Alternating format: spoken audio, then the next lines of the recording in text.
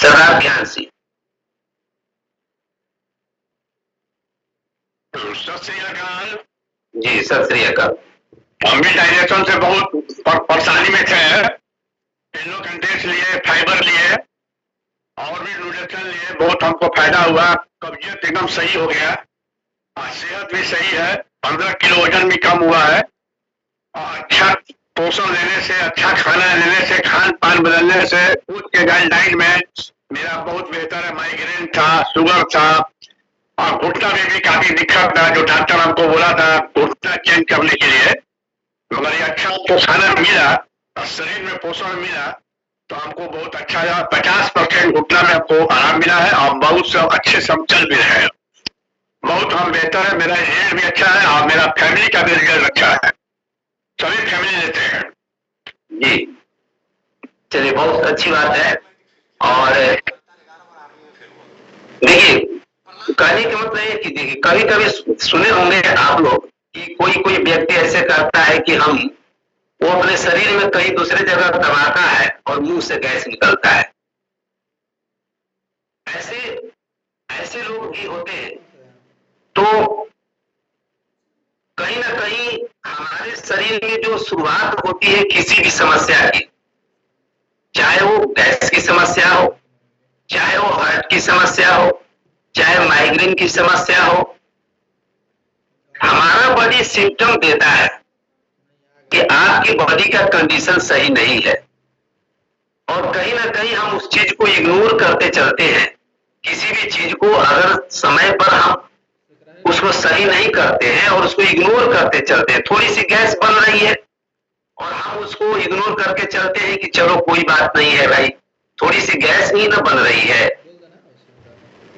थोड़ी सी सांस फूल रही है, हम इग्नोर करके चलते हैं कि कोई बात नहीं, ऐसा होता है, थोड़ी सी सांस ही ना फूल रही है। लेकिन ये छोटी छोटी चीजें जब हम इस पर ध्यान नहीं देते हैं तो ये बृहद रूप ले लेता है। अब समस्या में परसेंटेज 4 में से 3 लोग ऐसे मिल जाएंगे जिनकी थोड़ा बहुत गैस बनता है, गति रकारे आती है, तो वो लोग इसको जनरली मानकर चलते हैं कि ऐसा होता है, कोई बड़ी बात नहीं है। लेकिन ये बड़ी बात बनने के इंतजार में रहते हैं। ये छोटी बात को समझ नहीं पाते हैं और यही छोटी बात जो है बड़ी बात में कन्वर्ट हो जाता है। और तब हमें समझ में आता है कि नहीं, हम जो है बहुत काफी प्रॉब्लम में है। हम इस बात का इंतजार करते रहे कि हमें कब डॉक्टर साबित अस्वस्थ है। तब तक हम अपने आप को अस्वस्थ नहीं मानते हैं जब तक कि हमें डॉक्टर साबित नहीं कर देता है। जबकि ऑलरेडी हमारा शरीर एक डॉक्टर है और वो खुद ही साबित करते रहता है कि नहीं, आप अस्वस्थ चल रहे हैं। जब थोड़ी सी गैस बन रही है इसका मतलब कि डाइजेशन सही काम नहीं कर रहा है। थोड़ी सी सांसें फूल रही है इसका मतलब है कि हमारा जो हार्ट सही काम नहीं कर रहा है। तो सुस्ती थकान हो रही है इसका मतलब है कि हमारा बॉडी का फंक्शन सही नहीं है। लेकिन हम अपने शरीर के सिम्टम को नहीं समझते हैं, शरीर के जो इंडिकेशन है उसको नहीं समझते हैं। लेकिन जब वही चीज बड़ा बृहद रूप लेता है तो हम जाते हैं डॉक्टर के पास और डॉक्टर जब कह देता है कि नहीं आपको ये चीज है तो हम मान लेते हैं कि नहीं ये चीज है। तो हमें ये समझना होगा कि हम क्यों इस इंतजार में बैठे रहेंगे कि डॉक्टर हमको साबित करे कि भाई आप बीमार हो, आप अस्वस्थ हो। छोटा सा भी एक दुकान खोला जाए, हम खुद क्यों नहीं इस चीज को समझे, हम खुद क्यों नहीं इस चीज को एक्सेप्ट करें कि नहीं सचमुच में हमारी तबीयत ठीक नहीं है, हम थोड़ा थोड़ा गैस, थोड़ा थोड़ा सांसें फूल रही है, सुस्ती थकान हो रही है, 10 लाख लगाना तो हम अस्वस्थ चल रहे हैं। लग जाएगा। तो हमें क्या करना चाहिए? हम नाक टीक है, नाक पर ढंग और हो सकता है, संभव है। उस इंतजार में हम बैठे रहेंगे कि नहीं भाई हम डॉक्टर क्या जाएंगे तो डॉक्टर चेकअप करेगा और बताएगा कि नहीं ये चीज हुआ है, तब हम मानेंगे। ठीक है, 19,000 घर पे देखा। मोटरसाइकिल चलाने वाला व्यक्ति इस इंतजार में बैठा रहे कि एक्सीडेंट हो जाएगा, कपार कान फूट जाएगा, तब हम हेलमेट कर देंगे। 10,000 तक ही जिंदगी है, 20,000 तक ही जिंदगी है। तो पता चलेगा कि वो तो उससे पहले ही उनको काफी नुकसान हो गया। तो हम अपना इतना बड़ा नुकसान कराने के लिए क्यों रेडी है, जरूरत नहीं। जहां हमारा काम, जहां हमारा शरीर, हमारी फिटनेस कुछ ही पैसों खर्च करने पर बेहतर हो सकती है, वहां हम बहुत ज्यादा पैसा खर्च करने के लिए क्यों रेडी है, क्यों तैयार है। अपन करियर पर अब ये चीजें क्या करेगा क्या नहीं करेगा लोगों को समझ में नहीं आता है, या लोगों को पता नहीं है, या लोग समझना नहीं चाहते। तुम सोच के देखो कि ऐसे तो हम मानकर चलते हैं कि लोग को समझ में ही नहीं ये बातें हैं कि उनके बॉडी में सुस्ती थकान क्यों हो रही है, मेरे लिए नहीं, थोड़ी सी गैस क्यों बन रही है, सांसें थोड़ी सी क्यों फूल रही है।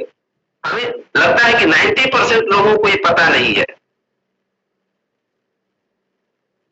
और इसके लिए हमें से हर व्यक्ति को अपने बारे में जानकारी लेने के लिए हमें इस सिस्टम में ज्वाइन करना चाहिए, या फिर फिजिकल कहीं सेंटर में जाना चाहिए और अपना चेकअप कराना चाहिए।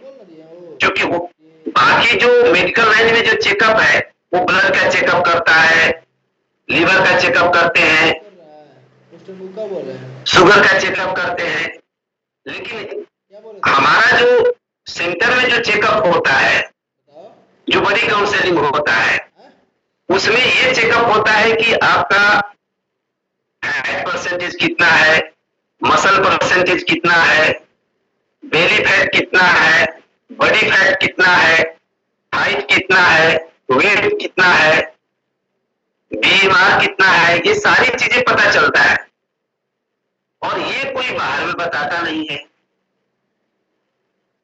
बाहर में कोई भी ये चीज नहीं बताता है कि आपका मसल परसेंटेज कितना है। और जहां तक मुझे जानकारी है कि किसी भी व्यक्ति का अगर मसल परसेंटेज डाउन रहेगा और फैट परसेंटेज हाई रहेगा, तो उसको सुस्ती थकान होगी।